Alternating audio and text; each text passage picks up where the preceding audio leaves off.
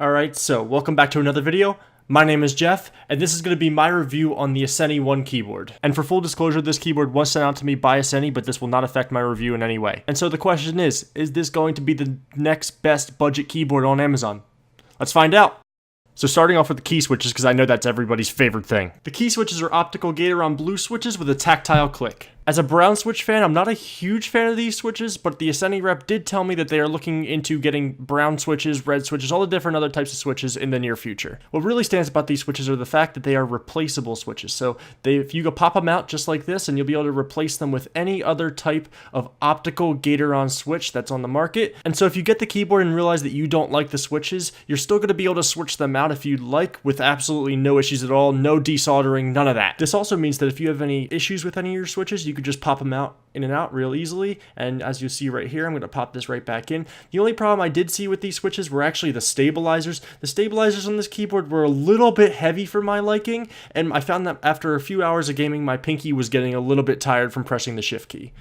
And so now for the moment of truth, because I know all you guys want to hear the type test on this guy. So here we go.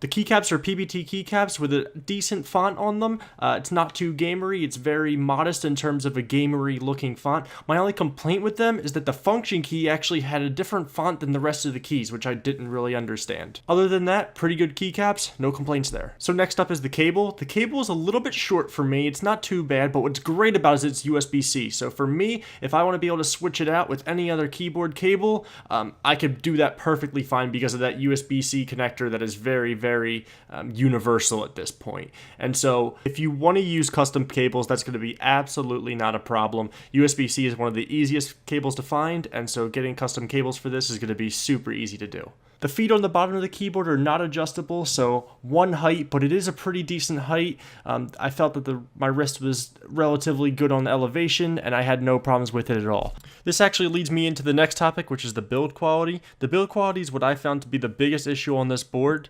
As you can see, this board has very little flex to it, but the issue that I found with it was that after I did this flex test, as you can see here, the board did have a little bit of a wobble to it. I mean, take this with a grain of salt because you're not going to be able to put your board through any sort of testing like this, and you're not going to want to put your board through any sort of testing like this, but just keep in mind that after the flex test, this is a small issue that I had that I was able to correct by flexing it the opposite way. For all you RGB guys out there though, this keyboard has plenty of RGB to work with, plenty of effects in the included software. Actually, the software was a little bit weird to me. It's not the best software I've ever seen, nothing compared to any of the bigger competitors like SteelSeries, but I'm sure it can get the job done. And so now on to the most important thing with a budget keyboard, and that's going to be the budget price. And so I think you're going to be happy to hear that this keyboard is actually retailing on Amazon for $59.99, which is a fantastic price for a 60% keyboard. Pretty much one of the cheapest 60% keyboards on the market right now, and it's a pretty good bang for your buck.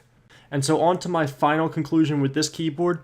As a content creator, I really do miss the dedicated arrow keys and other things like the delete key, insert key, all those keys that you commonly use while you're editing. With that being said, this keyboard did impress me given that it's the company's first keyboard. So there definitely needs to be more switch options available in the future, and the build quality of the board can be helped a little bit, but other than that, it has a great value, and I find it amazing that you'll be able to pair this up with another budget mouse, and you'll be able to have a full peripheral setup for under $100. And so yeah, that was my review on the Asceny One Keyboard. Let me know what you think of it in the comments. If you have any questions, feel free to give me a shout. And before I close out this video, again, I just want to give a massive thanks to you guys. You guys, I am now over 1,200 subscribers, which is amazing, and it's given me the opportunity for companies like Asceny to reach out to me and send me product to review for you guys. So I am absolutely stunned by the amount of support. I love what I'm doing right now, and I'm absolutely enjoying it. So keep it up, guys. With that being said, if you did enjoy this video, feel free to hit that subscribe button. I would really appreciate it. Also look forward to more content like this coming to this channel in the very near future. Again, just want to say thank you, and until next video, have a good one.